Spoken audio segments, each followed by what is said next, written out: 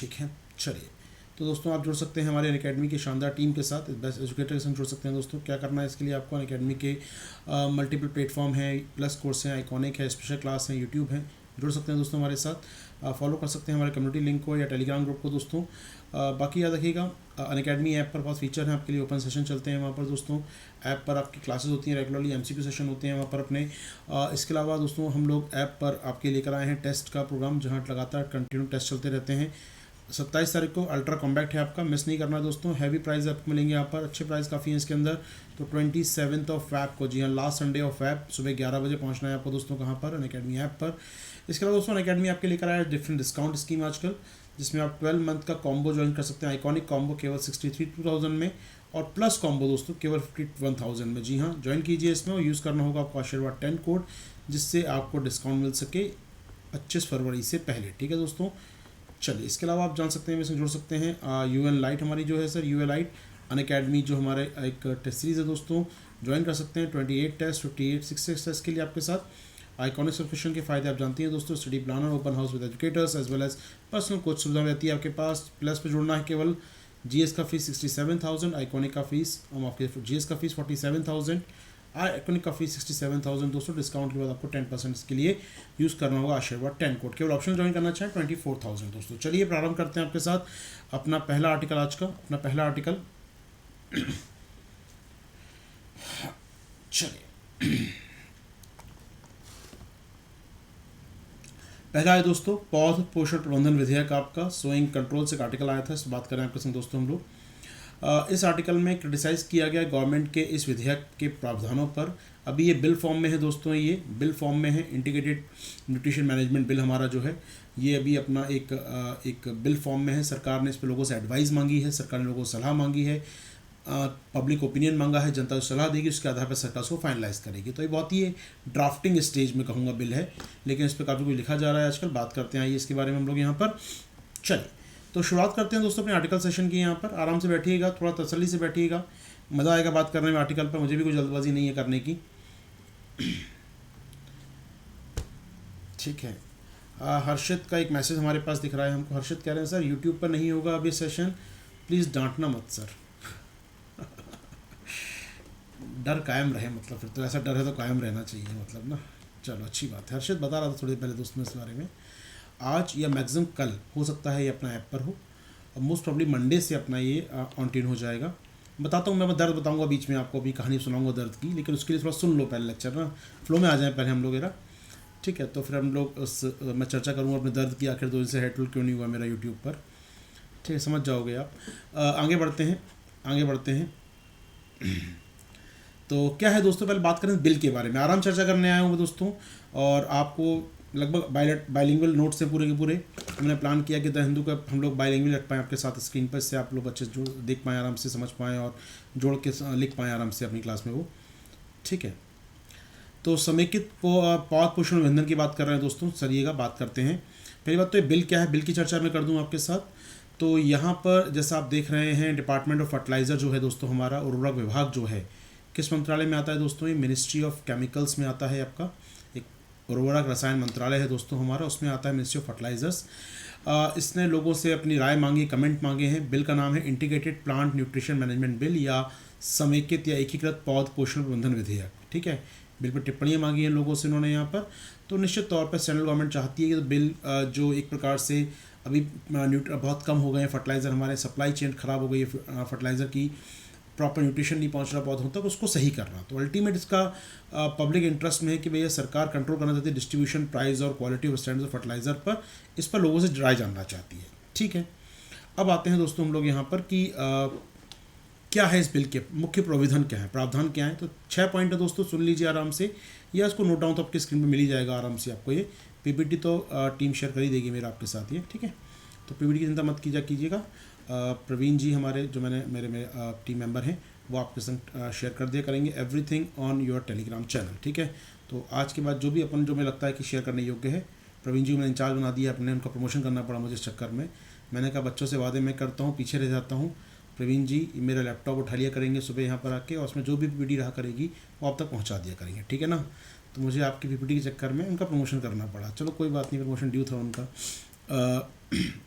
तो उनकी जिम्मेदारी हो गई है कि आपके टेलीग्राम पर आपको पीपीटीज मिलते रहें सारी, ये तो आपको मिल जाएंगे, चिंता मत कीजिएगा, ठीक है।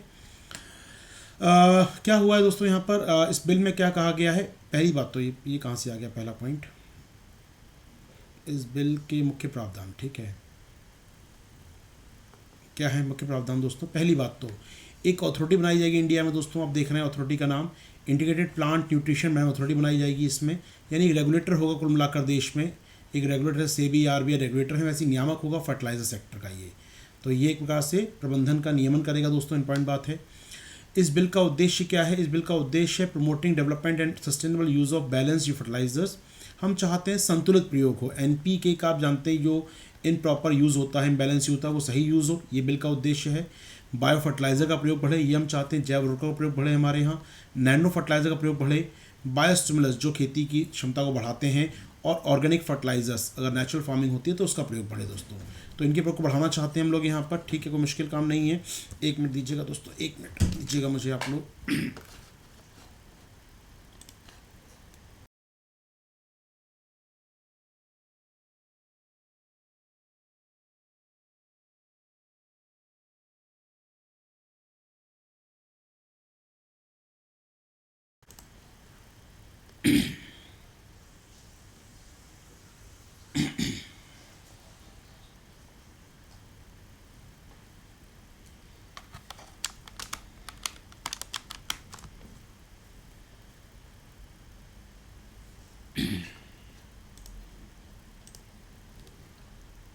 चलिए दोस्तों प्रारंभ करते हैं, आगे बढ़ते हैं आपके साथ। कनेक्ट हो जाएंगे 10 सेकंड में हम लोग फिर से, ठीक है। कनेक्ट हो गए हम लोग, कनेक्ट हो चुके हैं। चलिए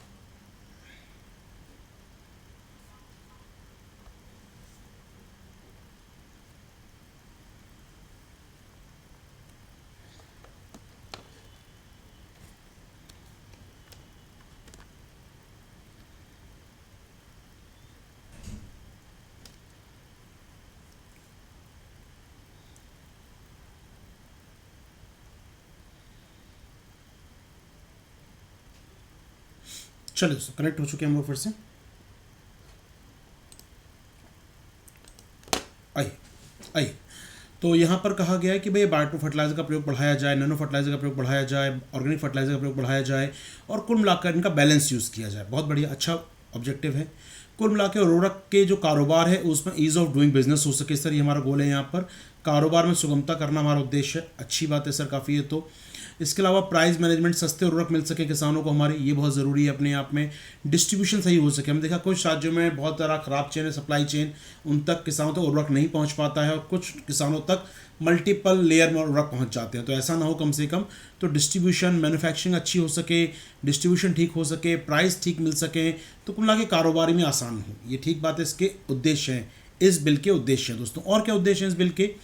यहाँ पर सरकार, समझिए बड़ा इंटरेस्टिंग बात है, 2-3 पॉइंट यहाँ पर केंद्र सरकार को अधिकार दिया गया है कि फिक्स कर सकेगी मैक्सिमम प्राइस। जी हाँ, वो मैक्सिमम प्राइस फिक्स कर सकेगी, यानी किस रेट पर अधिकतम उर्वरक बिक सकता है वो तय करेगी दोस्तों। डीलर किस रेट बेचेगा, आयात किस रेट पे कर सकते हैं, या मैन्युफैक्चरर या फर्टिलाइज़र किस रेट पे इसको बेच सकते हैं, ये क्लियर करेगी सरकार।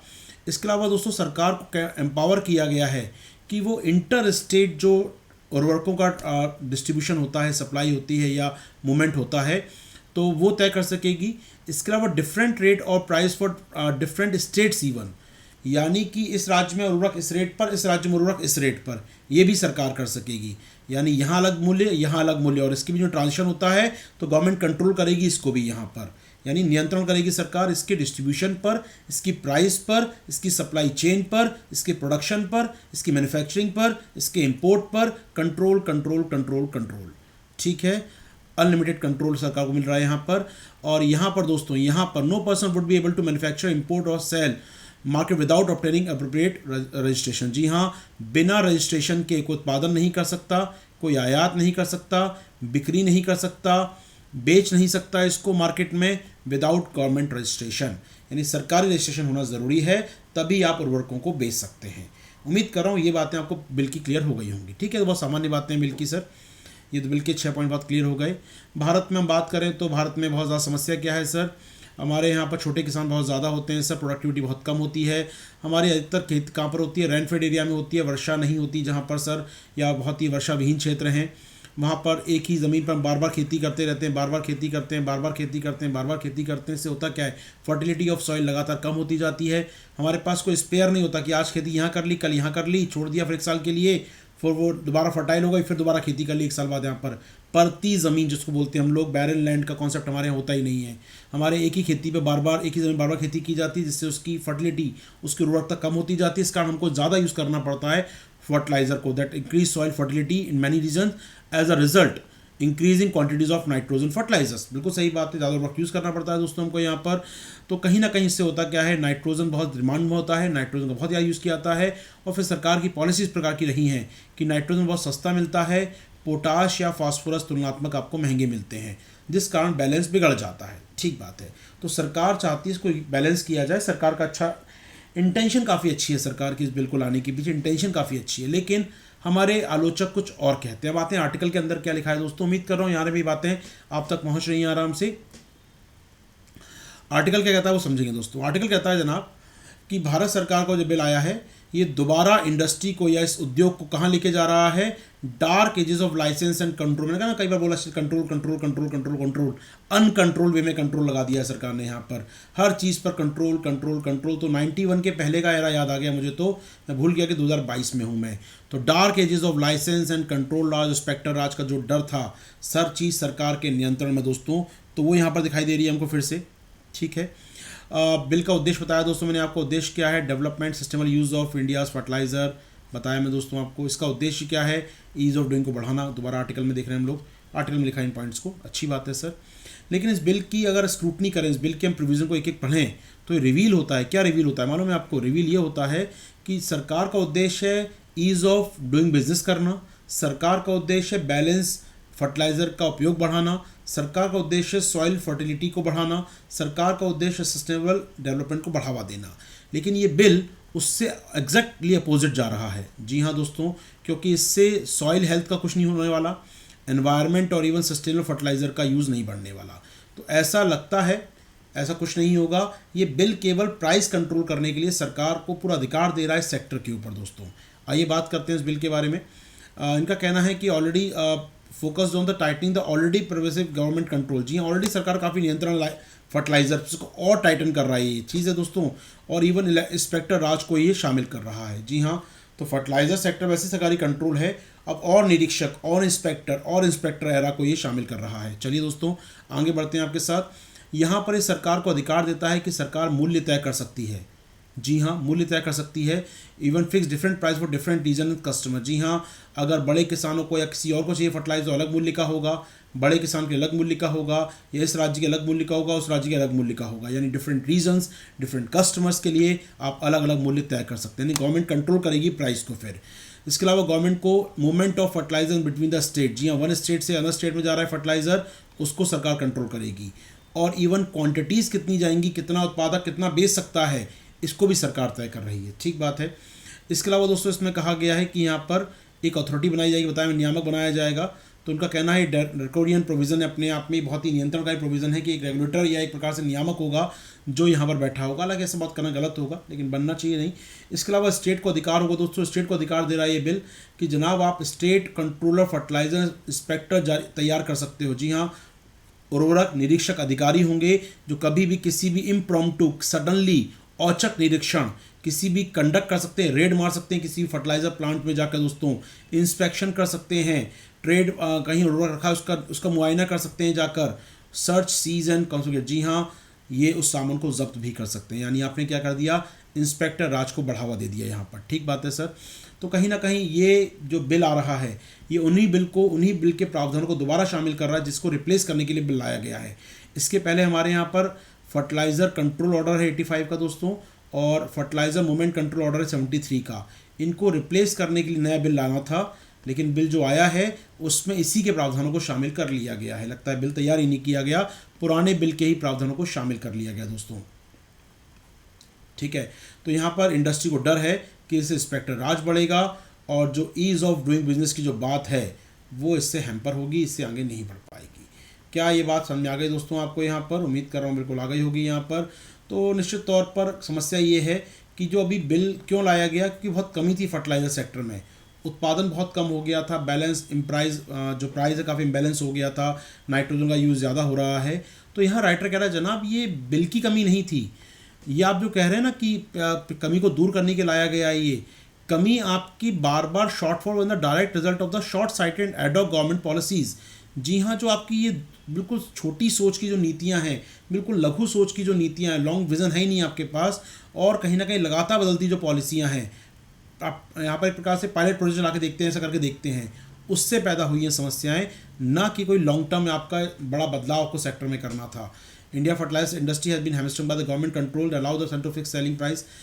इम्पॉर्टेंट बात वही है ना यार कि अल्टीमेटली होता क्या है, सरकार सब्सिडाइज करती है, हैवी सब्सिडी देती है यहाँ पर, और सब्सिडी दे रहे थे आप उनको, लेकिन आप ये चेक नहीं कर पाते थे कि क्या कैसे इनको दिया जा रहा है, क्या वो सही तरीके से दिया जा रहा है कि नहीं दिया जा रहा है। तो कहीं ना कहीं तो सब्सिडी अनाउंसमेंट मुश्किलों में था, आपकी नीतियाँ गलत थी यहाँ पर, उसको सही करना चाहिए था, उसको आपने नहीं किया।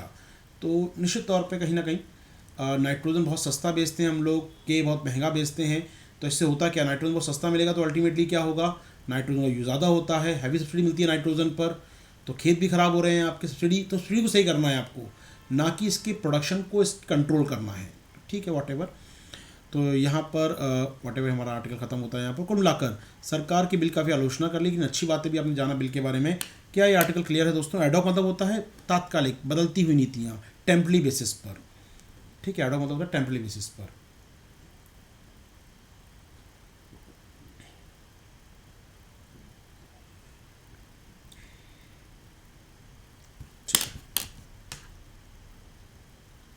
चलिए दोस्तों, कोई आर्टिकल, चल उम्मीद कर रहा हूँ समझ आ गया है।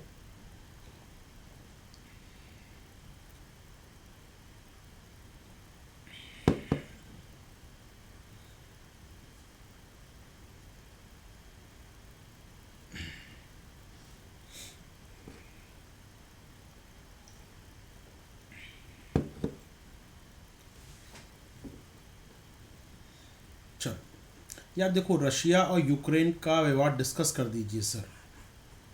मैं काफ़ी बार कर चुका हूँ अलग क्लासेस में अपनी, ठीक है, लेकिन जिस दिन मैं करूँगा थोड़ा बड़ा वाला डिस्कस करूँगा, वॉर खत्म हो जाएगी, मतलब ऐसा है ना, मतलब मैं जानता हूँ जिस दिन मैं करने जाऊँगा डिस्कशन को प्लान करूँगा, जो डिस्कस करता हूँ उसके बारे में, वॉर खत्म हो जाएगी, तब तक तो मज़ा नहीं आएगा ना। थोड़ा सा होने दो वॉर को, यार बहुत पैसा इन लोगों के पास है ना, बहुत यूरोप समझने को तैयार नहीं है, मतलब बहुत हंगामा यूरोप करता रहता है ये।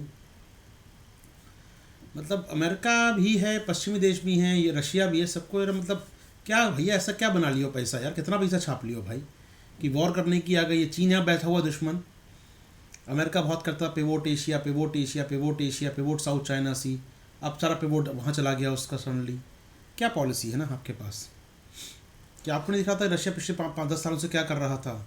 अमेरिका इंटेलिजेंस इतना फेलियर हो चुका है कि रशिया तैयारी कर रहा है इन्वेट की, वो 1.25 लाख सेना को लेकर आ गया, तब अमेरिका जाग रहा है अच्छा ऐसा कुछ हो गया क्या? यार आपकी पॉलिसी आपको समझ नहीं आ रही, क्या कर रहे हो ये। चलो आगे बढ़ते हैं, बात करते हैं आपके साथ।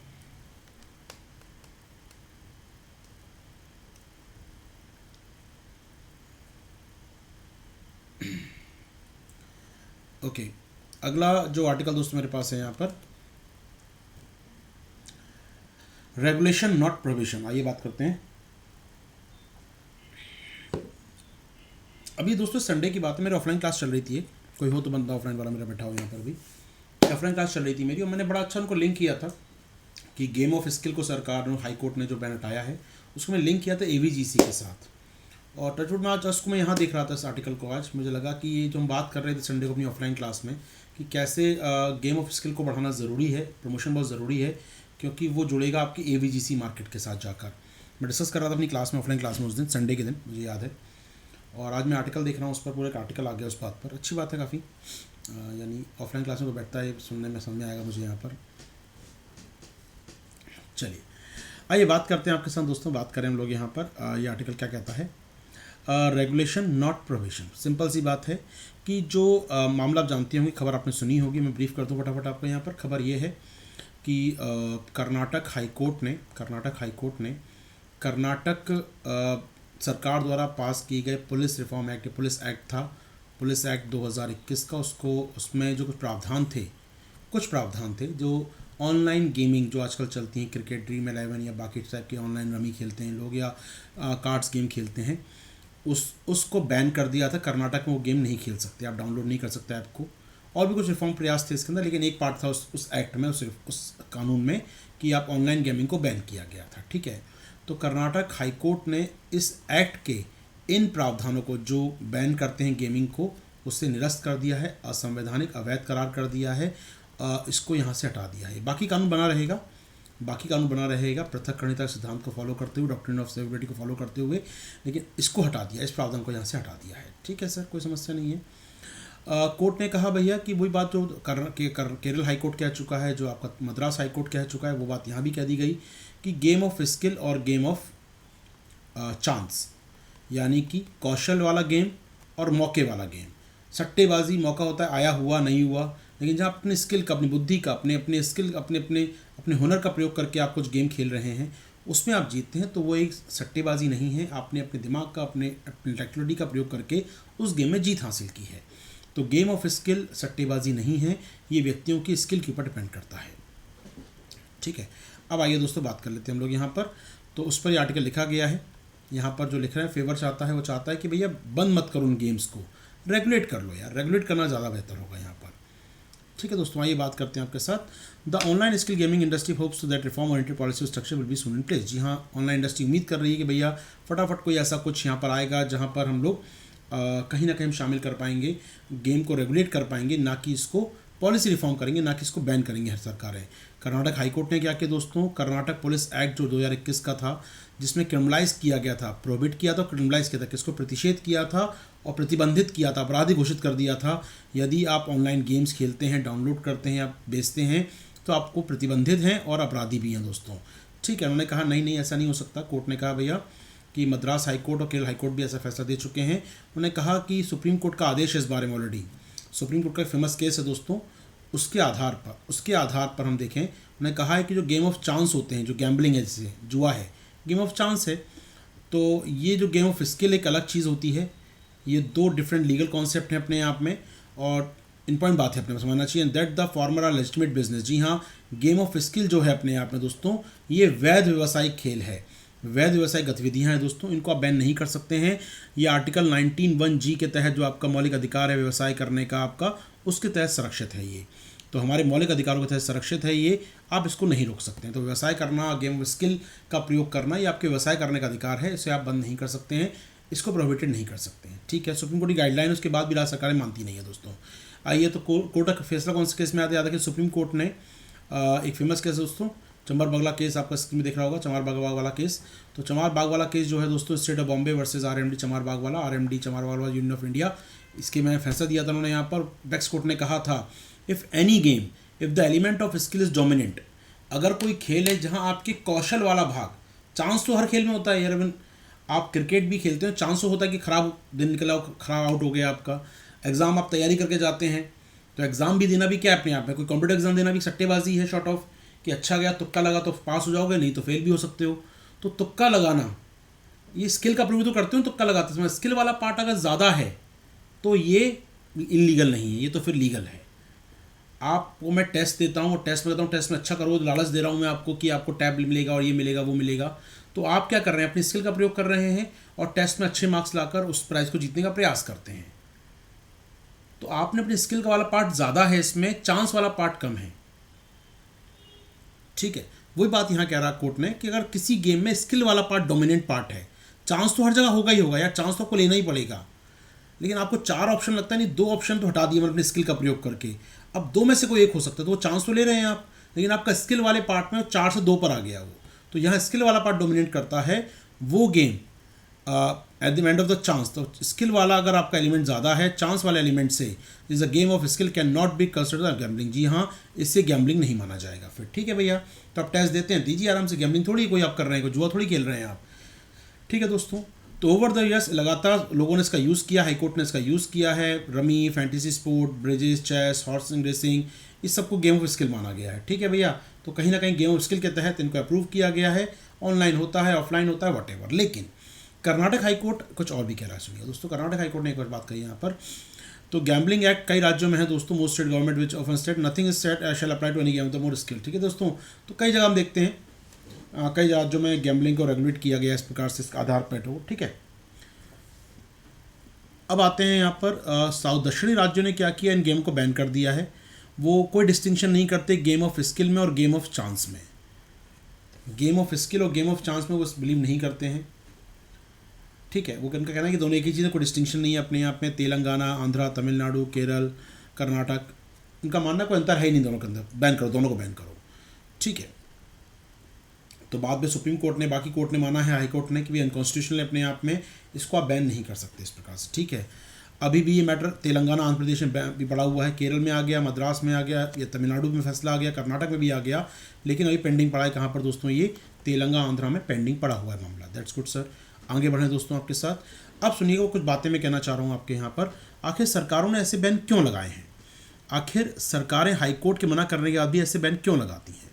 तो कुछ आर्गूमेंट मेरे पास है यहाँ पर। पहली बात कि भैया उनका मानना है कि चबार बाग वाला जो केस आया था 1950 में आया था दोस्तों, एक केस, ठीक है, 1950 के दशक का केस है, वो आउटडेटेड हो चुका है। अब टेक्नोलॉजी काफ़ी आ चुकी है और अधिकतर गेम ऑनलाइन खेले जाते हैं।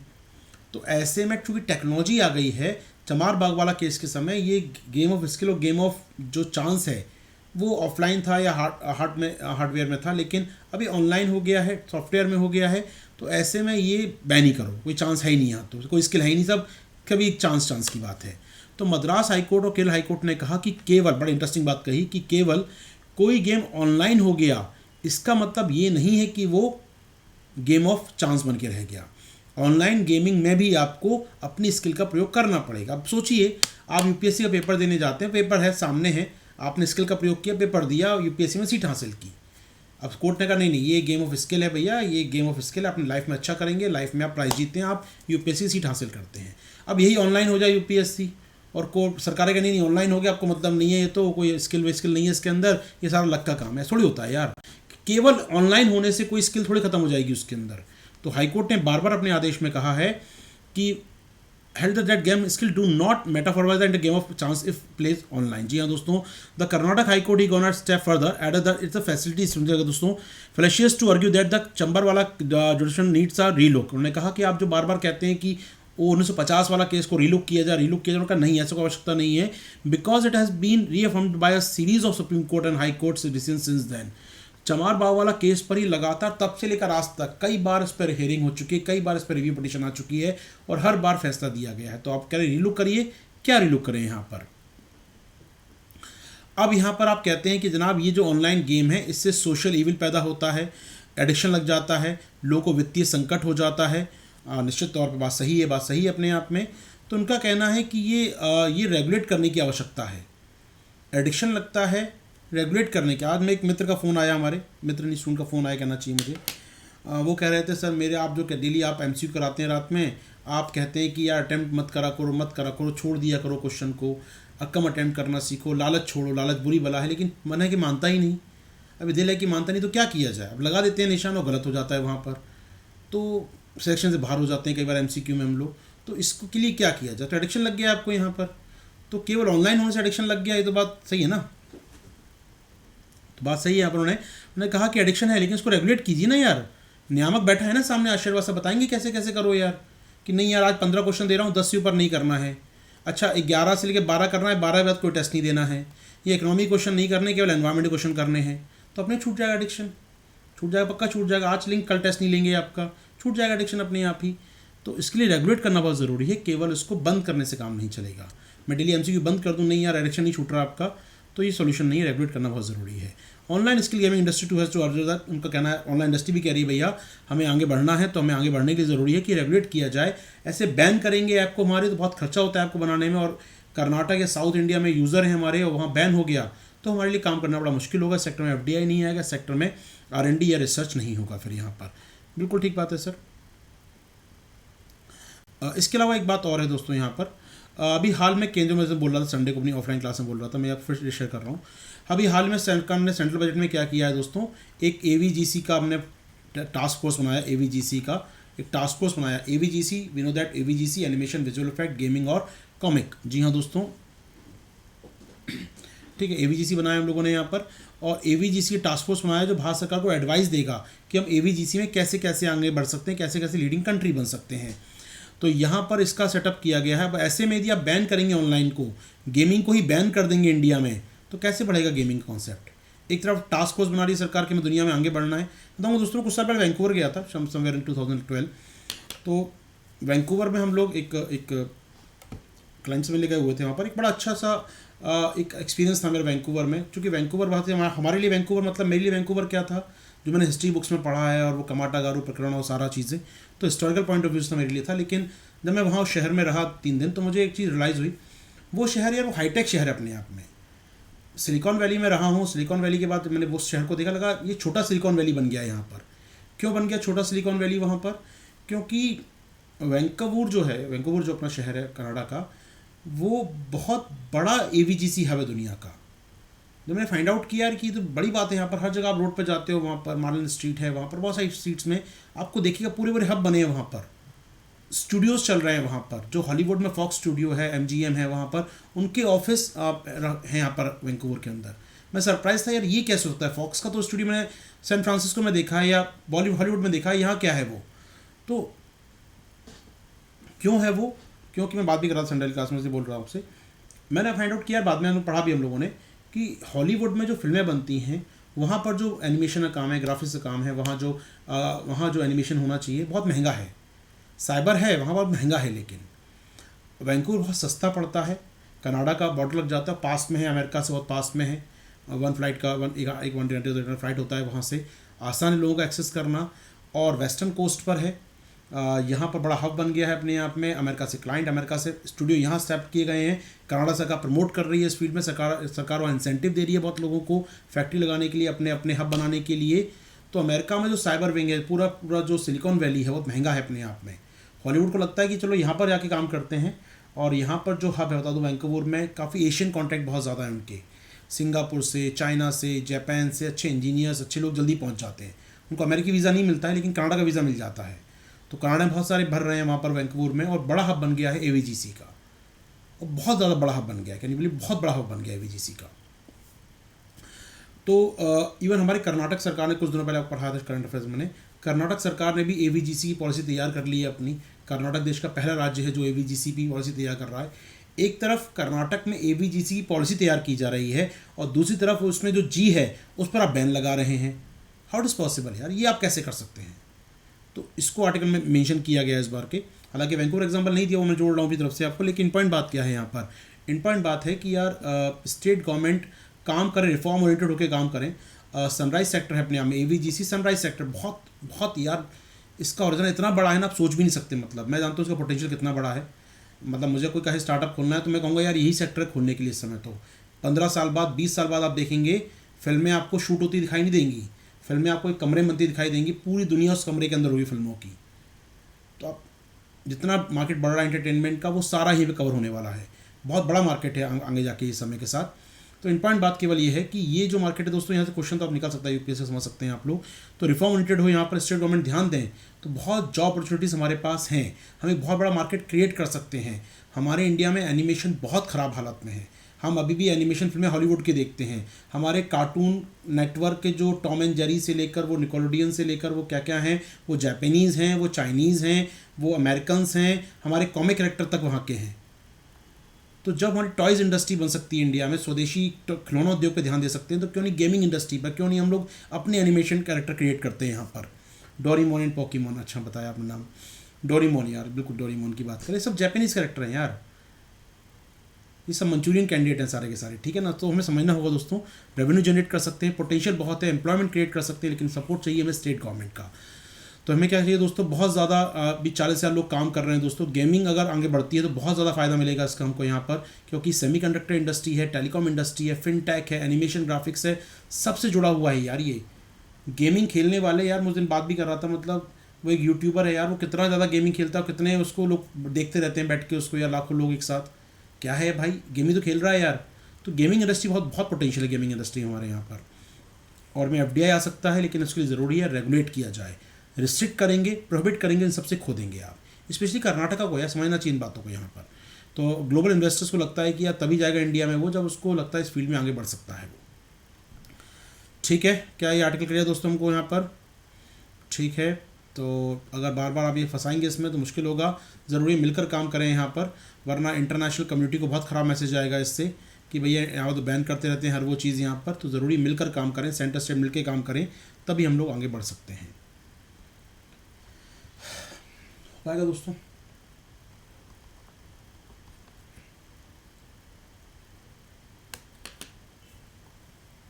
कोई नियामक नहीं है दोस्तों एवीजीसी का। ये नियामक होता तो रोना क्या था फिर, नहीं तो वो कह रहा हूँ गेमिंग का नियामक बनाया जाए, तो मैं बोल रहा था स्टार्टिंग से यार मैं मतलब लिटरली मैं वैंकूवर में था यार, हमें लगता था कि हम सिलिकॉन वैली में 6-8 महीने रहे, हमें लगता था ये एक बढ़िया जगह है यार, ये मस्त जगह है यहाँ पर, यही दुनिया का हब है, दुनिया यहीं से ऑपरेट होती है। जब हम वैंकूवर पहुँचे तो यार फॉक्स वाले का तो वहाँ तो कुछ भी नहीं, सारा पैसा यहाँ लगा रखा है उसने अपना। वहाँ पर आवर कॉस्ट $100 से $80 के बीच है। आप सिलिकॉन वैली में आते हैं $300 पर आवर कॉस्ट, बहुत ज़्यादा हो जाती है, तो कहीं ना कहीं 3 गुना कॉस्ट कम पड़ती है उनके लिए। ठीक है चलो दोस्तों, तो इंडिया हब बन सकता है यार, इंडिया हब बन सकता है, बहुत बड़ा सेक्टर है इंडिया में, क्योंकि हमारे पास इंजीनियर्स हैं, हमारे पास यंग पॉपुलेशन है, डेमोग्राफिक हमारा बहुत शानदार है, डेमोग्राफी बहुत शानदार है हमारे यहाँ पर, लोग पसंद करते हैं गेमिंग को, कॉमिक्स को, आदि चीज़ों को, तो बहुत स्टार्टअप पनप सकते हैं, लेकिन सपोर्ट मिलना चाहिए हमारे यहाँ पर।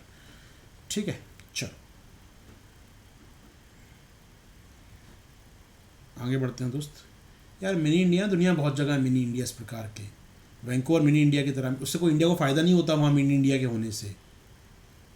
मतलब वही बात है कि वो देखो वो गूगल कंपनी का सीईओ भारतीय है, क्या फ़ायदा हो रहा है यार हमको? हमारे गूगल बने यार, हमारे घर में गूगल बने, भले उसका सीईओ चाइनीज़ रख लेंगे, को मना नहीं करेगा हम लोग, हमारी कंपनी गूगल हमारी बनाओ पहले तुम।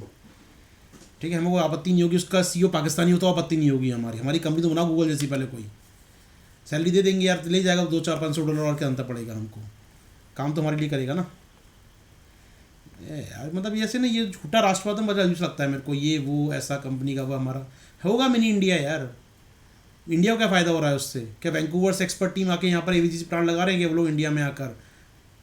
कोई फ़ायदा नहीं है आपके यार। सिंगापुर में ना, सिंगापुर मिनी इंडिया सिंगापुर में देखा था मैंने, बताऊँ मैं आपको, वहाँ पर विवेकानंद नगर है, विवेकानंद साहब के नाम पर विवेकानंद नगर, मिनी इंडिया कहते हैं उसको, बाकायदा वो लोग रेस्टोरेंट मिलेंगे, वही आपके पंजाब के अंदर जो आपके वो खाते हैं अपने यहाँ बटर चिकन टाइप के रेस्टोरेंट मिल जाएंगे आपको, गुजराती रेस्टोरेंट मिल जाएंगे, तमिल उडुपी मिल जाएगा, डोसा मिल जाएगा, बड़ा अच्छा रेस्टोरेंट है, मिनी इंडिया है बाकायदा देखने में, मंदिर वंदिर भी हैं 2-4 उसके अंदर। उसके होने से इंडिया को फ़ायदा होता है क्या? वहाँ से ₹1 का इन्वेस्टमेंट नहीं आता, रेमिटेंस बहुत कम आता है वहाँ से, फिर क्या मतलब है यार? हाँ, किस काम आता है वो इलाका मालूम है? राउंड ट्रिपिंग करने के, यहाँ से पैसा जाता है वहाँ पर, वहाँ से वो इंडिया में घूम के आता है। Singapore second largest investor India के लिए, एफडीआई आप जानते होंगे शायद। ठीक है, तो चलो टर्निंग टू ट्रेड विंड्स, अभी तो ब्रेक ही चल रहा था आपको और चल के रहा था। अब सुनो फटाफट सुनो काम का क्या है इस आर्टिकल, छोटा सा आर्टिकल, प्यारा सा आर्टिकल दोस्तों। यहाँ पर प्यारा सा आर्टिकल क्या है दोस्तों, ये आर्टिकल कहता है आपसे कि भैया पिछले 2-3 सालों से 2019 के बाद से हमने आरसेप छोड़ा है, जब से आरसेप छोड़ने के बाद से भारत लगातार इस फ्री ट्रेड की आलोचना लगातार कर रहा था, लेकिन फाइनली हमने यूएई के साथ एक सेपा एग्रीमेंट साइन कर लिया, एक कंप्रहेंसिव एग्रीमेंट साइन कर लिया हमने यहाँ पर। ठीक है, ये हमने साइन कर लिया, अच्छी बात है। ये दिखाता है कि भारत ट्रेड टाइज कर रहा है अपने, और अपने टैरिफ को कम कर रहा है, लेकिन अपनी शर्तों पर अपने आउटपुट, अपने इकोनॉमिक आउटपुट को बढ़ाने के लिए। अच्छी बात है सर। तो 2 साल पहले भले हमने बहुत आलोचना की वो फ्री ट्रेड की नुकसान, ये जयशंकर सर बहुत बुराई करते थे, मुझे याद है, आपको भी याद होगा, पढ़ाता था मैं क्लास के अंदर कि ये ट्रेड एग्रीमेंट भारत के लिए अच्छे नहीं है, ये अच्छा नहीं है, वो अच्छा नहीं है। आज हम फ्री ट्रेड की बात कर रहे हैं, 6 देशों के साथ कम से कम फ्री ट्रेड की बातचीत अंतिम दौर में है, या बातचीत हमारी अच्छी चल रही है। यूएई के साथ हो चुका है, पाकिस्तान भी जल्दी हो जाएगा। ठीक है सर, इम्पॉर्टेंट बात है, ऐसा क्यों हुआ है? क्योंकि कोरोना काल ने क्या किया दोस्तों, कोरोना काल ने क्या किया, डोमेस्टिक डिमांड में कमी कर दी, घरेलू मांग कम कर दी। मैं तो खरीदारी करने बाहर निकला ही नहीं हूँ 2 साल से, मुझे याद नहीं आता कुछ लेके आया बड़ा सामान में, या कुछ ऐसा कुछ बड़ी खरीदारी हम लोग कर रहे हो, तो डोमेस्टिक डिमांड बहुत कम हो गई है। लोगों के पास पैसा नहीं बचा, इनका पैसा है वो शेयर मार्केट में लगा रहे हैं या रियल एस्टेट में लगा रहे हैं, वो खरीदारी नहीं कर रहे हैं सामान की। तो इससे हो क्या रहा है, देश में कंजम्पशन डिमांड बहुत ज़्यादा कम हो गई है, जिससे इकोनॉमिक आउटपुट नीचे की ओर जा रहा था। अब अल्टीमेटली एक ही चीज़ है, वो है एक्सपोर्ट करो, कुछ भी करो एक्सपोर्ट करो, जिससे अल्टीमेटली क्या होगा, दुनिया में कुछ देश रिकवरी कर रहे हैं, चाइना से माल जा नहीं रहा तो उठाओ फ़ायदा इसका और फटाफट फ्री ट्रेड करके माल बेचना चालू करो अपना। जी हाँ, तो यहाँ पर जब तक चीन संभले, जब तक सप्लाई चेन बेहतर हो दुनिया की, तब तक अपना माल बेचना चालू कर दो आप। तो ये भारत सरकार ने लास्ट 1 साल के अंदर 6 देशों से बातचीत शुरू कर दी हम लोगों ने, और एक को हमने कहा देखो कितने बोल रहा हूँ ना, 6 महीने ना, उन्होंने कहा कि हमने 67 डेज में डील पूरी भी कर दी यूएई के साथ। One of the fastest ever deal जो इंडिया के साथ हुई है किसी देश की, 2 से 3 महीने के अंदर डील साइन भी कर दी हमने यहाँ पर। ये दिखाता है कि इंडिया कितनी जल्दबाजी में है। गलत नहीं है, ठीक है, अच्छे ट्रैक पे जा रहा है इंडिया। क्योंकि डोमेस्टिक डिमांड आपके यहाँ नहीं है, ठीक बात है यहाँ पर ये। तो भारत लगातार निगोशिएट कर रहा है, फ्री ट्रेड कर रहा है, अच्छी बात है, वेलकम चेंज है यहाँ पर ये, क्योंकि इससे कहीं ना कहीं भारत के संबंध बेहतर होंगे। ट्रेड वॉटेवर फ्री ट्रेड हमको करना ही था।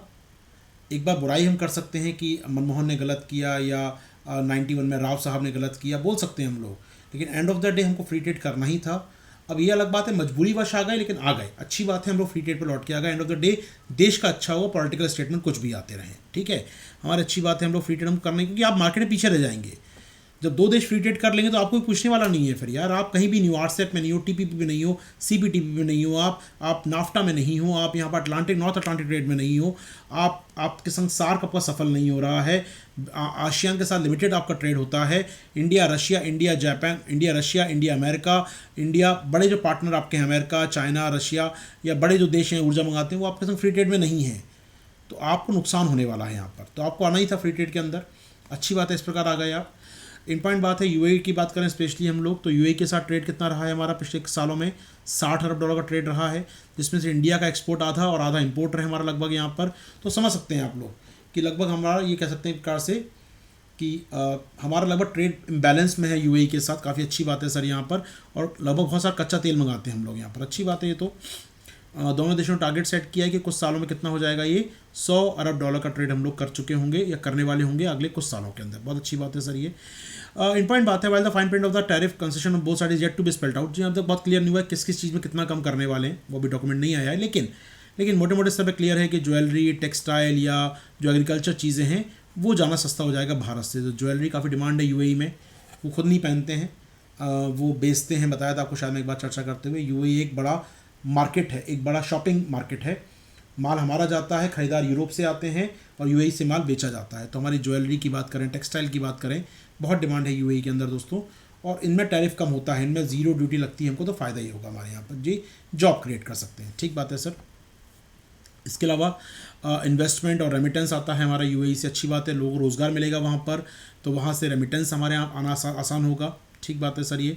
तो ये बेहतर फ़ायदा होगा। तो हमें क्या करना होगा दोस्तों, हमें बाकी देशों के साथ व्यापार करने होंगे, अच्छा अवसर है, एक एक करके सबसे ट्रेड करते जाएं। पाइपलाइन में कई अन्य एफटीए के साथ भारत के अंतर्राष्ट्रीय समुदाय के साथ व्यापारिक संबंधों को फिर से स्थापित करने का एक नया अवसर आ चुका है। जी हाँ, एक नई अपॉर्चुनिटी है, कोरोना ने एक नया अवसर दिया है, समीकरण बदल रहे हैं देशों के बीच को, आप इसको इनकैश कर सकते हैं। इनकैश करने के लिए आपकी पॉलिसी, आपकी फॉरेन पॉलिसी, आपकी विदेश नीति और आपकी ट्रेड पॉलिसी को सामंजस्य बैठाना होगा, उनको कोऑर्डिनेशन करना होगा, ठीक है। क्या ये आर्टिकल क्लियर है दोस्तों? मुझे आपका बताइए फटाफट, मुझे फिर आगे बढ़ूंगा। ये आर्टिकल क्लियर है?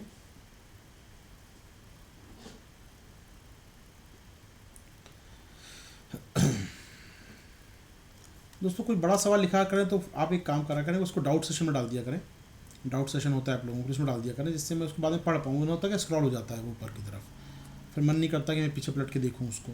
तो आपको बड़ा सवाल लिखते हैं, टाइप भी करते हैं बड़ी मेहनत से, तो डाउट सेशन में लिख दिए से वो परमानेंट वहाँ रहेगा, मैं उसको देख के बता दिया करूँगा आपको, ठीक है। चल आगे बढ़ते हैं, आप मेहनत करें, टाइप भी करें, इतना और निकल गया फटाक से ऊपर, वो तो बड़ा मुश्किल होता है मुझे देख पाना।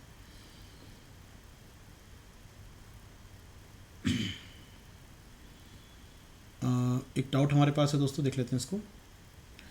When two countries sign FTA, goods signed under agreement have same price in both countries. ज़रूरी नहीं है दोस्त, बिल्कुल ज़रूरी नहीं है, टैक्स सामान होगा, टैक्स कम होगा, रेट अलग हो सकता है, ठीक है। चलो ओके, आइए दोस्तों बात करें फॉर्डर फॉर थॉट। बहुत अच्छा आर्टिकल है, बहुत प्यारा आर्टिकल है दोस्तों। हमने बजट में क्या किया है दोस्तों, इस महत्वपूर्ण क्षेत्र की अनदेखी कर दी है। किसकी? फॉर्डर की, जी हाँ, चारे की। आइए बात करते हैं सेक्टर में हमने क्या गलती कर दी यहाँ पर। फूड फॉर थॉट नहीं, फॉर्डर फॉर थॉट। आइए, अच्छा आर्टिकल काफ़ी है, बड़ा सुंदर प्यारा नन्ना सा मुन्ना सा आर्टिकल है, बड़ा एक सोचने में मजबूर करेगा कुछ चीज़ें आपको ये। इसके बाद रशिया वाला आर्टिकल है दोस्तों बात करने के लिए आपके साथ, ठीक है। तो अच्छा, आठ अच्छे नाम आते हैं ना, मतलब इनोवेटिव नाम आते हैं, अच्छा लगता है पढ़ के कि हाँ कुछ मतलब वन लाइनर पंच लाइन है अच्छी।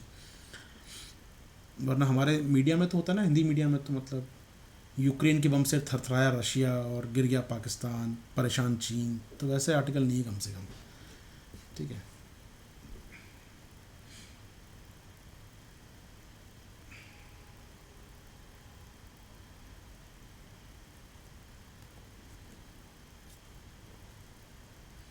अभी हमारे मैं व्हाट्सएप ग्रुप में हूँ पत्रकारों के हमारे ना, तो उसमें व्हाट्सएप ग्रुप में नौकरी तो नहीं छोड़ दिया, लेकिन वही ग्रुप हैं तो मैसेज शेयर करते हैं शो का नाम क्या रखें। तो उसमें उसने नाम रखा रूस के रॉकेट से उड़ी नींद यूक्रेन की। मैंने कहा तो गई यार, मतलब ऐसा नाम रख के आप बता देते हो कि ये हिंदी जर्नलिज्म में आप कहाँ पर हो। अच्छा नाम रख दो ना भाई आराम से। मतलब कई बार क्रिएटिव नाम मुझे रखने होते थे अपने क्लास के शो के, तो मैं उनसे पूछता हूँ यार क्या नाम रखा जाए। क्रिएटिव टीम भी होती है, उसके अंदर बहुत सारे क्रिएटिव लोग होते हैं।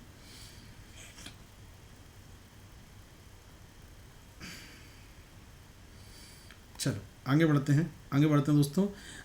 फॉडर फॉर थॉट यानी चारे की कमी की बात कर रहे हैं हम लोग। तो बजट के हमने जो कृषि श्रृंखला में इस महत्वपूर्ण क्षेत्र की अनदेखी कर दी है दोस्तों हम लोगों ने। मामला क्या है समझते हैं दोस्तों। मामला यहाँ पर ये है कि इस साल का जो बजट है काफ़ी अच्छा बजट मान रहे हैं लोग, काफ़ी फ्यूचरिस्टिक बजट माना जा रहा है एक्सपर्ट्स के द्वारा। जो एक्सपर्ट नहीं मुझ जैसे से मानते हैं कि बजट में कुछ तो कमियां हैं, लेकिन ठीक है, सरकार की मजबूरी, पैसा नहीं सरकार के पास, क्या कर सकती है सरकार। ठीक है, अच्छी बात है, लिमिटेड पैसा है तो सही जगह खर्च करना ज़रूरी है।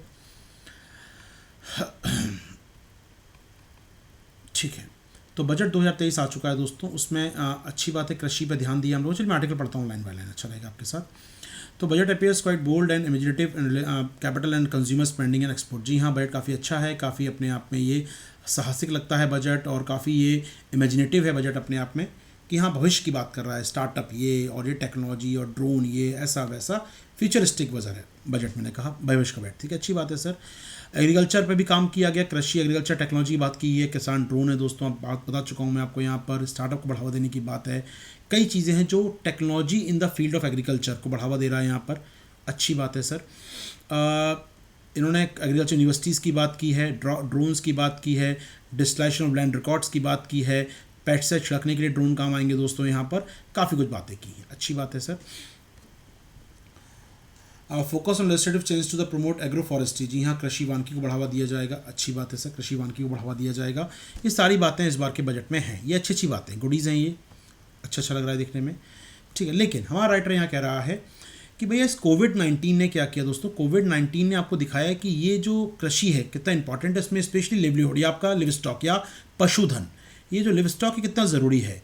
आप सोचिएगा इस साल की बात करें हम लोग यहाँ पर, इस साल लिव स्टॉक के बजट में 40% इंक्रीज़ किया गया है, जो काफ़ी अच्छी बात है। कृषि का बजट ओवरऑल नहीं बढ़ा यार, कृषि का बजट ओवरऑल 1% बढ़ा है, लेकिन उसमें पशुपालन का बजट सरकार काफ़ी ध्यान दे रही है, दो राय नहीं है। आपने देखा था, हमने बात भी की बजट में, मैंने बार बार कहा था इस बार एलाइड सर्विस बहुत फोकस सरकार का। मैंने आपको कई बार कहा था बजट पढ़ाते समय, इस बार एग्रीकल्चर प्लस एलाइड में सरकार का ध्यान काऊ पर बहुत ज़्यादा है, एलाइड पर बहुत ज़्यादा ध्यान है। तो हमने देखा इस बार पशुधन में काफ़ी सरकार ने फोकस किया है, गोकुल मिशन, फिशरीज़, हनीज़, मधुमक्खियों के मिशन लॉन्च किया, हमने काफ़ी काम किया दोस्तों उस पर ना।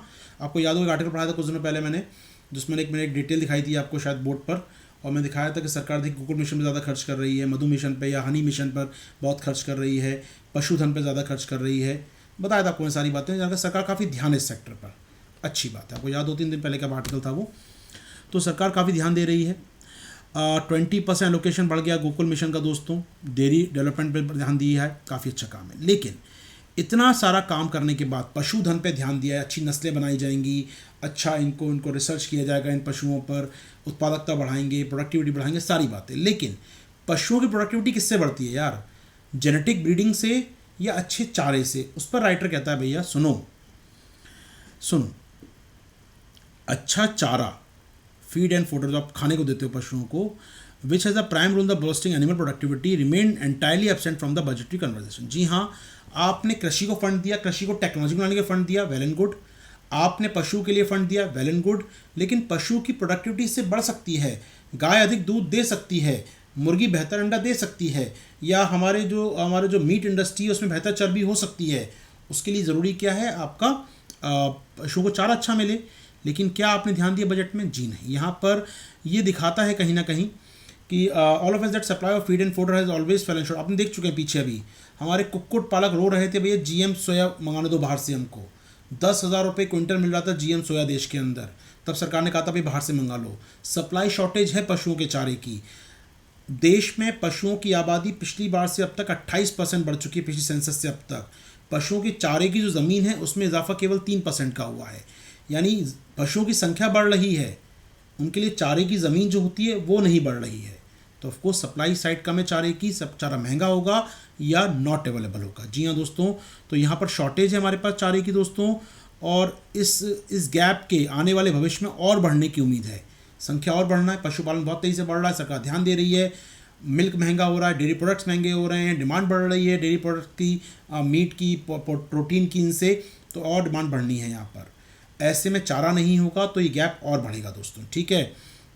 तो हम लोग उम्मीद कर रहे थे कि जो मिनिस्ट्री को पैसा दिया जाएगा शायद उसमें से वो कुछ पैसा देगी यहाँ पर चारे के लिए, ऐसा नहीं हुआ, ये भी नहीं हुआ दोस्तों। टेक्निकल फ्रंट पे बात करें समझिएगा दोस्तों, हम ये मानते हैं कि रिसर्चर्स ये चाहते हैं कि भैया अच्छी अगर क्वालिटी सफिशिएंट हम बात करें यहाँ पर, आप सोचिएगा अच्छी नस्लें पैदा करें हम लोग, अच्छे जेनेटिक नस्लें पैदा करें, या पशुओं की या पौधों की अच्छी नस्लें पैदा करें, माफ़ कीजिएगा, अच्छी गाय को हम बढ़ावा दें, अच्छी भैंसों का ब्रीड अच्छा करें तो अच्छी उत्पादकता हो सकती है। लेकिन उससे ज़्यादा ध्यान ये दुनिया मानती है कि अच्छा चारा हो आपका तो ज़्यादा अच्छा ये ब्रीडिंग से बेहतर हो सकता है। ये इंपॉर्टेंट बात समझिएगा, काफ़ी इंपॉर्टेंट बात है। इसको इस प्रकार समझिए दोस्तों, मैं आपको थोड़ा सा एक सिंपल एग्जांपल दूं। जीएम क्रॉप की आप बात करते हैं, जीएम क्रॉप मैं एग्जांपल दूंगा अपने सरसों का, ठीक है। तो हमने देखा है गुजरात में सरसों कई वैरायटीज़ होती हैं गुजरात के अंदर। मालवा बेल्ट जो है गुजरात से गोधरा से लगा हुआ बेल्ट जो है, इंदौर से आप जाएंगे नीमच होते हुए गोधरा, फिर आप पहुँचते हैं बड़ोदरा, तो वो जो पूरा बेल्ट है वो सरसों बेल्ट है। और वहाँ पर काफ़ी रहा भी हूँ मैं, थोड़ा समय रहा भी हूँ, तो मैंने वहाँ नोटिस किया कि यार वहाँ पर सरसों की लोकल वैरायटीज़ काफ़ी अच्छी होती हैं, मतलब बड़ा अच्छा सरसों होता है मालवा बेल्ट में। तो आज पढ़ा हमने इसके बारे में, जब मैं तैयारी करने आया था पढ़ा भी इसको, तो वहाँ सरसों की वैरायटी बहुत अच्छी होती हैं। और सरसों जो होता है जीएम सरसों जो वहाँ पर होता है उसकी प्रोडक्टिविटी एग्जैक्टली मैं डेटा याद नहीं रख पा रहा हूँ, लेकिन मोटे मोटे स्तर पर 7 to 18 क्विंटल पर हेक्टेयर के आसपास होती है। बड़ी अच्छी क्वांटिटी दे रहे हैं यहाँ पर आपको वो, ठीक है। जीएम सरसों पढ़ रहा था दोस्तों मैं, जीएम सरसों के बारे में कुछ बड़ा बात था। जीएम सरसों का प्रोडक्टिविटी बहुत अच्छी है। कितना है इसका 19 क्विंटल है। ख़राब वाली सरसों कितनी आती है हमारे यहाँ, लगभग 14 क्विंटल की पर हेक्टेयर वॉट एवर। तो ख़राब जो नॉर्मल सरसों 14 होती है हमारे यहाँ, जीएम 19 देगी। आप कहते हैं भैया 30-40% इंक्रीज़ होगा जीएम में, लेकिन जो सिर्फ आपने क्या किया, अपनी देसी फसलों पर रिसर्च कर लिया, अच्छा मिट्टी, अच्छा पानी, अच्छे ढंग से क्रॉप मैनेजमेंट कर लिया, तो आपकी क्रॉप कहाँ पहुँच गई, लगभग नियरली 18 पर। तो क्या हमको जीएम क्रॉप की आवश्यकता बचेगी फिर? बिना कुछ किए सिर्फ फसल अच्छा प्रबंधन कर लिया, अच्छे फर्टिलाइज़र आपने उसको दे दिए, अच्छा पानी उसको दे दिया, तो आपने क्या किया, प्रोडक्टिविटी वैसी बढ़ गई 40% तो आपकी। यार क्यों मैं जीएम क्रॉप की ओर जाऊँ? यही बात यहाँ पर आती है कि आप अच्छी ब्रीडिंग कर रहे हैं, आप जीन तैयार कर रहे हैं अच्छे, उनके स्पर्म्स को स्टोर कर रहे हैं, ब्रीडिंग कर रहे हैं बेहतर गायों की, भैंसों की, मुर्गियों की। आप उतना ध्यान यहाँ पर क्या करें, उतना ध्यान हम किस पे दें, फीड पर, उनके चारे के ऊपर। तो चारे की अगर गुणवत्ता बेहतर होगी दोस्तों, पर्याप्त मात्रा में चारा मिलेगा, गुणवत्तापूर्ण चारा मिलेगा, तो उत्पादकता बढ़ाने पर नस्ल सुधार की तुलना में अधिक प्रभाव डालता है, मोर एफिशिएंट है कंपेयर देन अच्छी ब्रीडिंग के मुकाबले, ठीक है सर। अब सोचिएगा 20 to 60% हमारे जो मिल्क की उत्पादकता है 20-60% कम है दुनिया के मुकाबले। दुनिया में अच्छा क्या है, वो चारा अच्छा देते हैं दोस्तों। तो समय पर उपलब्ध नहीं होता चारा, कई बार न्यूट्रिशियस नहीं होता चारा, कई बार पोषण युक्त चारा नहीं है, या बहुत महंगा होता है तो सस्ता चारा डालना पड़ता है उनके, जिससे प्रोडक्टिविटी हमारे यहाँ कम हो जाती है पशुओं की सर। तो हमें क्या करना होगा, पशुओं को पालने में चारा अच्छा देना बोलेंगे। चारा क्यों नहीं देता किसान जानता है, क्योंकि चारा महंगा है। पशु को पालने में 60 to 70% जो खर्चा होता है मिल्क प्रोडक्शन का, वो चारे के ऊपर होता है। और चारे पे आप ध्यान नहीं देंगे, चारे को आपने नहीं दिया ध्यान, तो चारा महंगा होगा, पशु को नहीं मिलेगा। आप कितना ब्रीडिंग करते रहिए, कितना गोकुल मिशन चला लीजिए, कुछ अंतर नहीं पड़ने वाला, ठीक है। तो ये काम आपको करना होगा, आपको मल्टीपल स्ट्रेटजी अपनानी होगी दोस्तों, from right to production to marketing. चारे के उत्पादन से लेकर चारे के वितरण तक काम करना होगा। इसके लिए क्या कर सकते हैं, बड़ा सुंदर सा यहाँ पर लेखक विचार रख देता है आपके सामने। 10 पॉइंट आपके सामने स्क्रीन पर है दोस्तों, बहुत छोटा फॉन्ट है, परेशान मत होइएगा, PDF निकाल के पढ़ लेंगे तो समझ आ जाएगा आपको। मैंने पॉइंट्स में बांट दिया है यहाँ पर, मैं आपको पढ़ के सुनाता हूँ दोस्तों क्या क्या लिखा है यहाँ पर, ठीक है। चलिए ऐसे देख लेते हैं हम लोग यहाँ पर क्या क्या किया जाए sir. State government must be directed to dedicate sufficient amount of food resource. जी हाँ, आपको क्या करना होगा, चारे के लिए पर्याप्त राशि जनरेट करनी होगी स्टेट गवर्नमेंट को। सर पहला काम, पैसा दीजिए चारे के लिए। टेक्निकल गाइडेंस, जी हाँ, जो इंस्टीट्यूट जो चारे पे रिसर्च करते हैं, जैसे हमारे यहाँ पर रिसर्च इंस्टीट्यूट है ICRI का, झांसी का IGFRI, वहाँ रिसर्च होती है चारे के ऊपर। तो institute has been develop fodder plan to various state and agro climatic region. जी हाँ, ये रिसर्च करे कि किस जलवायु में किस चारे की आवश्यकता है, क्या रिसर्च हो सकता है, तो हम R&D करें कुल मिला के सर। ठीक है।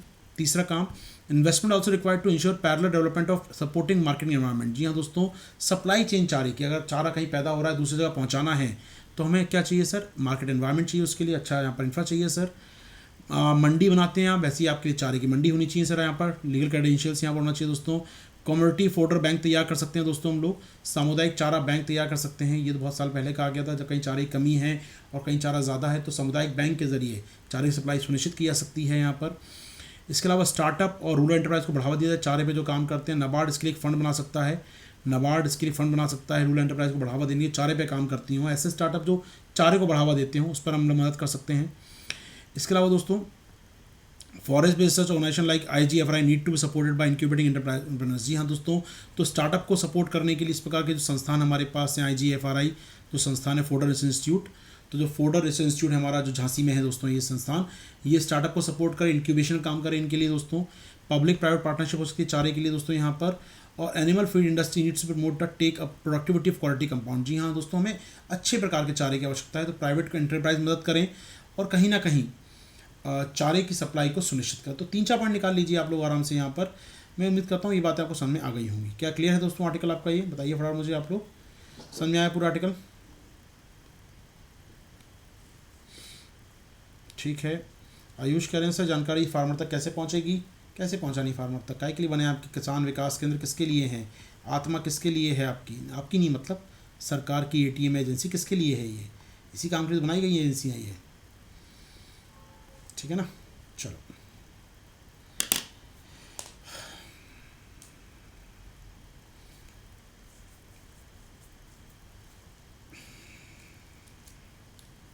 ठीक है, आगे बढ़े।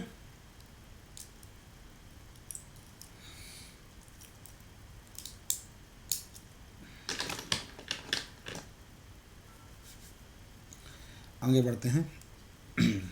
अरे सचिन से ब्रेक से लौट के आ गए क्या आप? अच्छा चलिए कोई बात नहीं, हमारे सचिन से ब्रेक से लौट के आ गए हैं।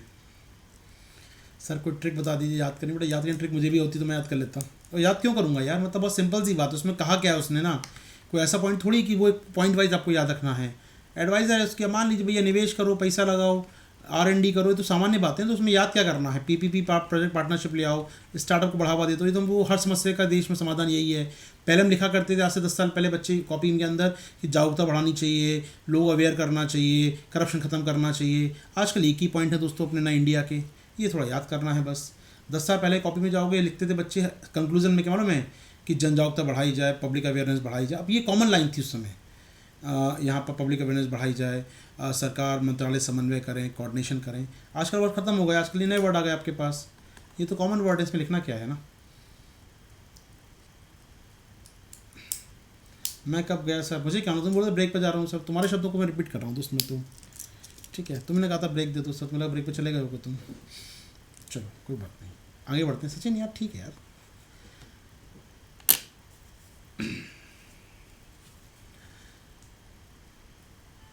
ठीक है आगे बढ़े दोस्तों।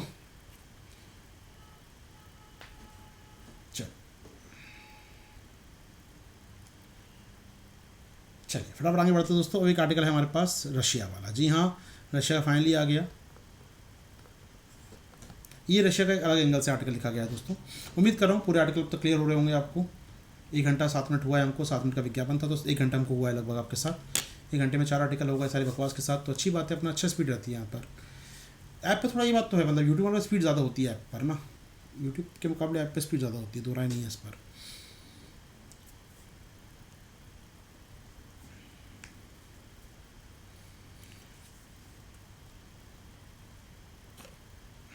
ठीक है चलिए आगे बढ़ते हैं दोस्तों, आगे चलते हैं फटाफट आपके साथ। यहाँ पर आर्टिकल क्या कहता है वो समझ लेंगे। अच्छा वन मोर थिंग, ये जो आप हिंदी देख रहे थे साथ में आर्टिकल्स के, ये अभी अभी स्टार्ट किया है, तो हो सकता है कुछ गलतियाँ हों, एक आध दिन आपको गलती मिल सकती है, लेकिन बहुत जल्दी इसको इम्प्रूव कर दिया जाएगा। अभी थोड़ा सा पायलट प्रोजेक्ट है, क्योंकि इसको प्रॉपर 1 मार्च से हम लॉन्च करेंगे अपने, तब मैं घोषणा भी करूँगा, एक स्पेशल भी लगाऊंगा उस पर आपका। अभी से पायलट प्रोजेक्ट करके देख रहा हूँ मैं इस पर कि कैसा आता है रिस्पॉन्स और कैसा उस पर दिखता है, वो कितना टाइम मेरा ख़राब होता है उसको करने में और कितना टाइम उसको दे पाता हूँ। तो ठीक है, देखते हैं हम लोग। मुझे लगता है कि अगर ये ठीक लग रहा है देखने में, समय बहुत ख़राब नहीं हो रहा है मेरा, तो हम ऐसा कर सकते हैं। लेकिन वो भी सब 1 मार्च, अभी कुछ फाइनलाइज़ नहीं किया हूँ, सब ये स्टार्टअप के टाइप में चीज़ें हैं, चल रही हैं।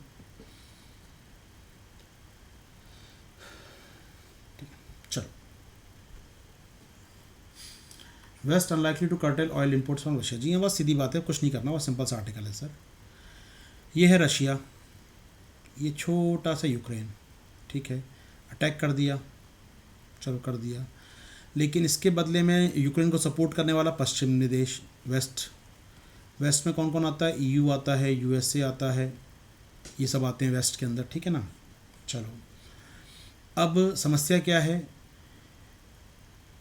रशिया से एनर्जी पाइपलाइन जा रही हैं वेस्ट की ओर, ऑयल जा रहा है, गैस जा रही है, ठीक है, कुछ तो यूक्रेन से होकर जा रही हैं बाकायदा, कुछ ब्लैक सी होके जा रही हैं, वॉटेवर, बहुत सारी पाइपलाइन है, यमाल है, ठीक है, नॉर्थ स्ट्रीम 1 और 2 है, साउथ स्ट्रीम, सर्दर्न स्ट्रीम है दोस्तों, बहुत सारी हैं, ब्लैक पैंथर, बहुत सारी पाइपलाइन जाती हैं नॉर्थ से साउथ में, रशिया से वेस्ट की ओर। अब यूक्रेन की हालत क्या हो गई दोस्तों? यूक्रेन की समस्या ये है कि वॉर होता है। 2014 में जब क्रीमिया पे कब्जा किया था रशिया ने, तब उसके बाद भी यूरोप ने सब किया, बैन लगा दिया, ट्रेड वेट सेंक्शन नहीं कर दिया, लेकिन ट्रेड एनर्जी को रोका उन्होंने। वो मालूम है, एनर्जी के लिए डिपेंडेंट केवल रशिया पर है वो पूरी तरीके से, चाहे ब्रिटेन जो EU का पार्ट नहीं है वो भी, जर्मनी, फ्रेंच या इटली या ग्रीस, ये सब टिके बेचारे रशियन गैस के ऊपर। और ईस्टर्न यूरोप तो पूरा का पूरा, अगर मैं कहूँ एस्टोनिया, लिथुआनिया हो, रोमानिया हो, पोलैंड हो, बुल्गारिया हो, यूक्रेन हो, अपने टिके एनर्जी के लिए हैं रशिया के ऊपर दोस्तों ये। तो ऐसे में ये रशिया से आप सेंक्शन लगाने की बात कह सकते हो। इवन सोचिएगा आपने रशिया के अमेरिका ने, ट्रंप ने आज से कुछ साल पहले कानून पास किया काटसा, ठीक है, अमेरिकन एडवाइजरी आर्म्स एक्ट आपने पास किया काटसा को। काटसा में कहा कि रशिया किसी देश को हथियार नहीं बेच सकता, कह दिया आपने, चलो नहीं बेचेंगे, एक आध आपने छूट दे दी भारत जैसे देशों को, ठीक है। लेकिन रशिया गैस बेचने मना नहीं किया, गैस बेच रहा बढ़िया वो यूरोप को आराम से। तो आपका सैंक्शन केवल रशियन टेक्नोलॉजी पर था, रशियन डिफेंस पर था, लेकिन व्हाट अबाउट रशियन एनर्जी, इसको नहीं रोक पाया आप, क्योंकि आपका दोस्त जो हैं, आपके जो दोस्त हैं वो रशिया से ऊर्जा लेते हैं। तो क्रीमिया एनेक्सेशन हो गया, अब यहाँ पर अटैक कर दिया यूक्रेन पे कि अब रुकेगा ऊर्जा, मौका ही नहीं है उनके पास, विकल्प नहीं है उनके पास, ऑल्टरनेट नहीं है, कहाँ से आएगी उनकी एनर्जी। और उसके बाद रशिया ने नया दांव खेल दिया कल, जब एक तरफ उनकी सेनाएं घुस रही थी यूक्रेन के अंदर, तब रशियन राष्ट्रपति अपने हॉल में बैठे थे, अपनी लंबी सी टेबल पर, वहाँ पर उनके अधिकारी बैठे थे, यहाँ बैठे थे गैसप्रोम के अधिकारी, गैसप्रोम रशिया की लार्जेस्ट गैस फर्म सरकारी कंपनी है, यहाँ बैठे थे उनके बैंकिंग जो बड़े बैंक हैं, सीनियर बैंक उनके अधिकारी। उन्होंने इंश्योर किया, रशिया ने दुनिया को, अपने गैस कंपनी को, मैं अपने बैंकों को आदेश दे रहा हूँ कि ऊर्जा की सप्लाई बढ़ाई जाएगी। मतलब यूरोप सुन लो, तुम्हारे लिए मैसेज है ये, मैं भले यूक्रेन में घुसने वाला हूँ, लेकिन तुमको गैस बढ़ाऊंगा, ये बात पक्का है, सस्ती गैस दूंगा मैं, uninterrupted energy security for all in the world, जो उन्होंने कहा वर्ड, सबको सस्ती ऊर्जा, सबको सुरक्षित ऊर्जा दूंगा। अब यूरोप को लालच आ गया, सस्ती ऊर्जा, और क्या चाहिए कोविड के ज़माने में, वैसे निकल गई जाने देशों की, सस्ती ऊर्जा मिल जाए और अच्छा क्या चाहिए, वरना सऊदी की गैस तो $100 में लानी पड़ेगी इनको, तेल तो वहाँ से, तो सस्ती गैस मिल जाए अच्छी बात है। और पाइपलाइन बिछी हुई ऑलरेडी, अभी जाएगी सप्लाई यहाँ पर। तो 1 मार्च को रिन्यू होना है इनके सारे कॉन्ट्रैक्ट, 1 मार्च को यूरोपियन देशों को रशियन कॉन्ट्रैक्ट रिन्यू करना है। वॉर कर दिया, वो जानता है वॉर का मतलब क्या है, इस समय 1 मार्च आने वाला है, कोई यूरोपियन नहीं चाहता कि वो रिन्यू ना करे। रिन्यू ना करने मतलब क्या होगा, मतलब होगा कि रशिया उसको गैस नहीं देगा फिर। तो 1 मार्च की डेडलाइन सामने आ रही है, और ऐसे में यूरोपियन यूनियन या यूरोपियन देशों को रशिया कॉन्ट्रैक्ट अगर वो रिन्यू नहीं करते, और रिन्यू करने का मतलब क्या है कि रशिया परमिशन अभी तुम जो करना है करो फिर। तो रशिया क्या कह रहा है, 1 मार्च को जब रिन्यू होगा ना, हमारी गैस का दाम लेट से $3 पर MMBTU था ना, हम आपको सस्ते में देंगे, $2 में देंगे, चाहिए। यूरोप तो कह रहा है लाओ यार, यूक्रेन होगा छोटा मोटा देश, ख़त्म करो, हमें तो गैस चाहिए सस्ती। इस बात को समझिएगा, ठीक है। तो यहाँ पर बलि भी चढ़ गया यूक्रेन बेचारा, कोई एनर्जी संक्शन नहीं लगाया है।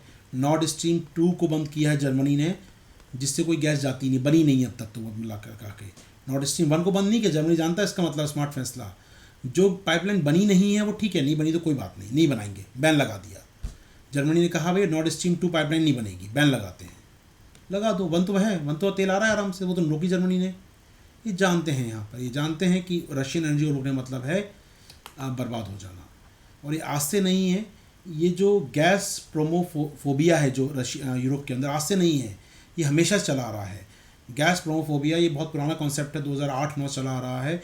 जब जब रशिया अपने ईस्टर्न फ्रंट पे कुछ करता है, वेस्टर्न फ्रंट पर जब जब रशिया अपने इस फ्रंट पे कुछ करता है, बेलारूस में, यूक्रेन में, जॉर्जिया में, माल्डोवा में, एस्टोनिया, लातविया में कुछ भी करता है यहाँ पर, तब तक ये यूरोप डर जाता है भैया। इसको जाता है गैस प्रोफोबिया। फोबिया एक प्रकार का कि गैस प्रोम जो कंपनी है रशिया की कब रोक देगी सप्लाई को मालूम नहीं। तो गैस प्रोमोफोबिया हो जाता है इनको कि कब सप्लाई बंद हो जाए, कब ये बटन रोक दें अपना और एनर्जी मिलना बंद हो जाए हमको। तो ये फोबिया 15 साल से है, लेकिन 15 सालों में यूरोप ने कोई प्रयास नहीं किया कि ऑल्टरनेट ढूंढ पाए वो एनर्जी का। ये एक बड़ी समस्या है, यूरोप सबक नहीं सीखता है। 15 साल हो गए, मुझे याद है 2008 की बात मैं कर रहा हूँ, जब जॉर्जिया में घुसी थी सेना इनकी। 2004 में मैं थोड़ा तैयारी शुरू कर रहे तब हम देखते हैं यहाँ पर एक रेवोल्यूशन हुई थी, यहाँ वेलवेट रेवोल्यूशन हुई थी यूक्रेन के अंदर, तब भी मामला आया था। विक्टर वेश्चेंको और विक्टर यूकोनोविच, 2004 की क्रांति की बात कर रहा हूँ, 2004 की 8 के बीच में, यहाँ राष्ट्रपति भी थे बीच में वो। विक्टर यूकोनोविच की बात करें जो रशियन समर्थक थे, विक्टर युश्चेंको जो कि वेस्ट समर्थक थे, तब यहाँ पर एक वॉर हुई थी, शॉर्ट ऑफ एक वॉर हुई थी, तब भी था गैस प्रोमोफोबिया। 18 साल हो गए, यूरोप ने कोई ऑल्टरनेट तैयार नहीं किया। जब तक यूरोप ऑल्टरनेट तैयार नहीं करेगा, यूरोप बैन नहीं लगा सकता रशिया के एम्बिशन पर। वो गलत हो सही हो, लेकिन ऊर्जा बड़ी चीज़ है। ये बात समझ आ रही है दोस्तों आपको? यहाँ पर यही आर्टिकल का मेन थीम है, सेंट्रल थीम मेरा आर्टिकल का यही है। आइए बार आर्टिकल पढ़ लेते हैं आपके साथ, कुछ बातें आर्टिकल के अंदर हैं क्या नहीं। तो पिछले कुछ समय से लगातार हम देख रहे हैं 2 इलाकों को मान्यता दे दी है, यूरोपियन यूनियन और यूके और यूएस। समझ सकते हैं 3.5 बिलियन बैरल रशियन तेल खरीदते हैं दोस्तों। $350 मिलियन पर डे एक ट्रांसफ़र होता है इनसे, यहाँ से रशिया जाता है दोस्तों। तो ये बहुत सारा गैस पाइपलाइन है, यहाँ पर बहुत सारे मिनरल्स खरीदते हैं, एल्युमिनियम, कोयला, निकल, टाइटेनियम, गोल्ड बहुत खरीदते हैं रशिया से लोग दोस्तों। लगभग 700 बिलियन डॉलर का ये मिनरल्स खरीदते हैं, बहुत कुछ है। और दोनों देश जानते हैं, अगर रशिया को मालूम है कि उन्होंने खरीदना बंद कर दिया तो मेरे भी ग्राहक यही हैं, खरीदना बंद कर मेरी इकोनॉमी सड़क पे आ जाएगी। इनको ही मालूम है खरीदना बंद कर दिया तो इनकी इकोनॉमी सड़क पे आ जाएगी। दोनों के बीच एक बैलेंस है अपने आप में कि मैं कुछ भी करूँ तुम मत बोलना, तुम कुछ भी करो मैं नहीं बोलूँगा। तो ये जो चला आ रहा है ना दोस्तों, ये एक बहुत अपने आप में, ये हैमर वाला गेम इसको बोलता हूँ हमेशा मैं, इट्स अ मैड वर्ल्ड। बिल्कुल है अपने आप में दोस्तों। एक प्रकार से ये कोल्ड वॉर ही है, 2 दुश्मन हैं लेकिन लड़ नहीं सकते। लड़ने का मतलब ट्रेड बंद नहीं कर सकते, क्योंकि mutual doctrine of mutual assurance destruction, जी हाँ ये मैड अपने आप में, मैड थ्योरी है अपने आप में। ये कोल्ड वॉर चलता था, म्यूचुअल एश्योरेंस डिस्ट्रक्शन। दोनों यहाँ पर लड़ेंगे नहीं, उनको मालूम है लड़ने का मतलब क्या होगा। आपने गैस सप्लाई रोक दी तो आप वॉर करेंगे, या आपको एनर्जी नहीं मिली तो आप वॉर करेंगे। तो दोनों में गैस चलती रहे, बातचीत होती रहे, गैस चलती रहे, बाकी जो करना है करते रहो। तो ये एक वन पॉइंट बात है अपने आप में। और यूरोप कुछ नहीं कर पाएगा यहाँ पर रशिया का, वो जानता है।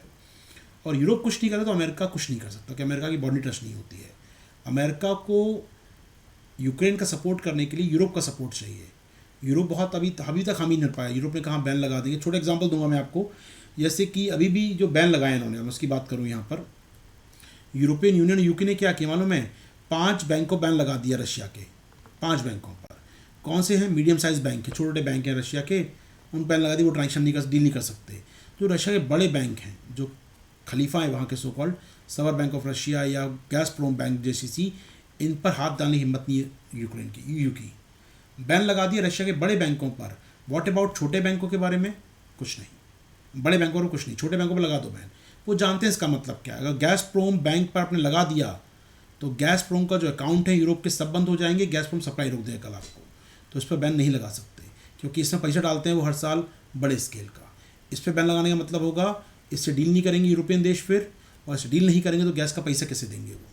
तो वो इस पर बैन नहीं लगा पाए। अनटच्ड हैं तीनों बड़े बैंक, हो सकते हैं जाइंट लैंडर्स हैं, ये बड़े बैंक हैं अपने आप में, इन पे हाथ नहीं डाल पाया यूरोप। एक बड़ी बात है यहाँ पर। पुतिन भी जानते हैं ये कि ये जो पुतिन ने कल कहा कि सोचिएगा, वो अपने इंडस्ट्री कॉन्फ्रेंस मीटिंग थे, उन्होंने कहा कि अनइंटरप्टेड सप्लाई, जी हाँ, of natural gas to the world markets, हम दुनिया के बाज़ारों को अनलिमिटेड सप्लाई देंगे, हम गारंटी लेते हैं। अब सोचिएगा, एक तरफ एक व्यक्ति कह रहा है अनलिमिटेड सप्लाई देगा, ऊर्जा देगा, वो डरने की बात नहीं है, सस्ती देगा 1 मार्च से, वो ये भी सब तैयार हो रहा है कहीं ना कहीं, और हम उस पर बैन लगा दें तो मेरे हित में कम से कम नहीं। यूक्रेन तुम कौन हो, हम नहीं जानते तुमको, तुम्हारे पिताजी हैं रशिया वाले, उन्हीं के साथ तुम थे, अभी अलग हुए 20 साल पहले, हम क्यों ध्यान दें तुम्हारे ऊपर। होगी डेमोक्रेसी, होगी कुछ, हमें नहीं मालूम यहाँ पर, ठीक है।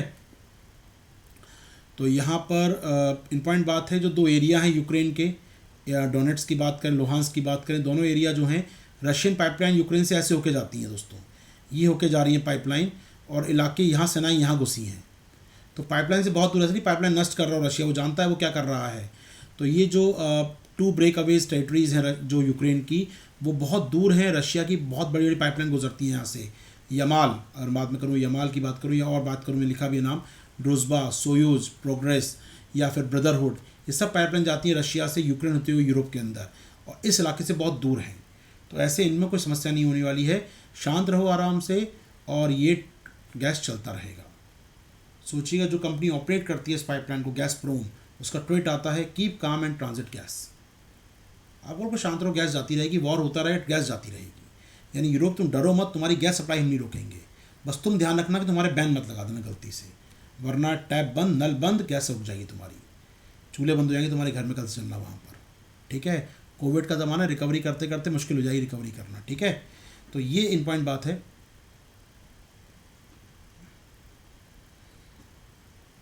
क्या हो गया सर स्लाइड कुछ और है, प्लीज़ चेक, क्या होगा दोस्त।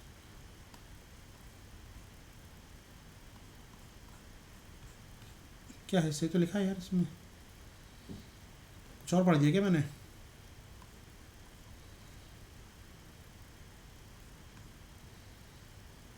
ठीक है भाई, क्या हो गया बताओगे यार। ये तो है यार, स्लाइड में लिखा हुई तो पढ़ रहा हूँ मैं, और कुछ जोड़ रहा हूँ मेरी तरफ से मैं, ठीक है ना। वो जो एक्स्ट्रा वो शेयर नहीं लिखा होता, जो मेरा ज्ञान होता है वो नहीं लिखा होता स्लाइड के अंदर ना, तो ये तो अब देखने सुनने आता हूँ मेरे को ना, यहाँ पर हर चीज़ स्लाइड में तो होगी थोड़ी, मतलब है हर कोई हिंदू थोड़ी लिख देगा हर कोई यहाँ पर बैठ के।